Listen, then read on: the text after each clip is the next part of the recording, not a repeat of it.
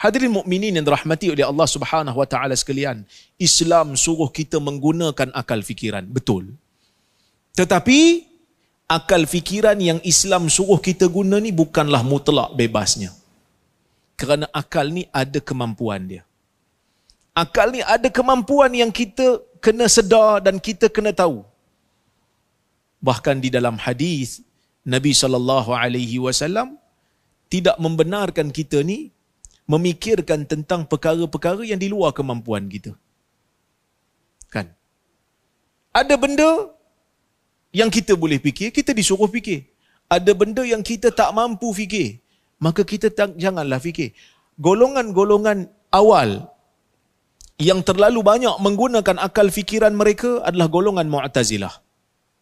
Mu'tazilah pakai akal maksimum. Sampai benda-benda gaib pun dia nak pakai akal. Maka apa saja yang bercanggah dengan akal dia, dia tak boleh terima.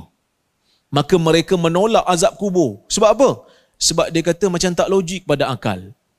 Sedangkan azab kubur ni, benda yang gaib, benda yang akal tak mampu fikir. Mereka menolak tentang riwayat-riwayat yang menceritakan tentang kita akan melihat Allah di hari kiamat. Kerana menurut akal mereka, bila nak tengok Allah, proses melihat perlu ada jarak, perlu ada cahaya, perlu ada arah. Jadi mereka tolak. Mereka takwil. Ila rabbiha muntazirah. Ayat yang kata ila rabbiha nazirah, dia takwil kepada muntazirah, menunggu balasan daripada Tuhan mereka, bukannya melihat.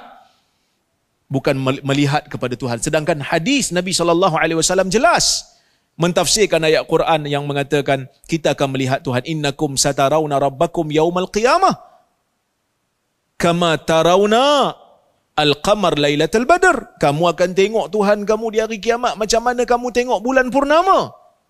Macam itulah kamu akan tengok Tuhan dari sudut jelasnya. Wala tudammuna fi ru'yatih. Kamu tak berebut untuk melihatnya. Kamu akan tengok pakat seorang sama je. Tengok jelas.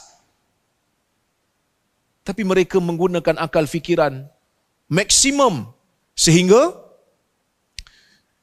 mereka tersesat dan menolak hadis-hadis yang sahih. Sedangkan hadis dalam masalah melihat Tuhan ni sampai kepada hadis mutawatir, bahkan ayat Quran menyebutkan dengan jelas. Maka kita sebagai ahli sunnah wal jamaah, kita kena sedar dalam perkara-perkara yang gaib kita hanya terima. Allah Azza wa Jalla turunkan Quran, suruh kita fikir tentang kebesaran Allah. Betul? Allah Ta'ala suruh kita fikir perjalanan alam ni, Tuhan suruh tengok. Tengok dalam diri kita keajaiban-keajaiban anggota yang Allah Ta'ala sediakan. Rasa kebesaran Tuhan, rasa tentang kewujudan dan kebijaksanaan Tuhan. Tapi benda-benda tentang sifat Tuhan, bukan Tuhan suruh fikir, Tuhan suruh beriman. Bahkan yang menyedihkan kita kadang-kadang, ada sebahagian daripada kawan-kawan kita buat main-main pula. Dia kata, bila hadis Nabi SAW kata Tuhan turun ke langit dunia, turun tu macam mana? Kalau Tuhan turun, aras kosong ke? La ilaha illallah. Nabi SAW sebut begitu, kita terima je lah. Macam mana tu kita tak tahu. Yang disuruh kita bangun malam. Tapi ada golongan manusia dia tak nak bangun malam tu, tak nak bincang pasal bangun malam tu. Dia pergi bincang aras kosong ke tak kosong. Dia ingat Tuhan ni macam mana? Sebab itu Ibn Rajab kata, kalau ada orang tanya soalan macam ni, tak layak dijawab pun. Kalau zaman Umar, dia ni layak untuk diambil tindakannya, dipukul dia oleh pemerintah. Dia ambil tindakan, mungkin dipenjara oleh pemerintah. Kerana pada zaman itu, ketika mana Nabi SAW membicarakan tentang hadis ni, tak ada sahabat pun yang tanya, ya Rasulullah, macam mana turun tu? Aras kosong ke tidak masa Tuhan turun tu? Masuk ke dalam alam ke tidak? Bersatu dengan alam ke tidak? Dah dunia ni bulat. Dunia ni kan bulat. Pusing, 1/3 malam kat sini, lepas habis kat sini, kat sana pula. Habis tu Tuhan tak naik-naik ke? Ini semua perkara-perkara yang akal tak mampu fikir.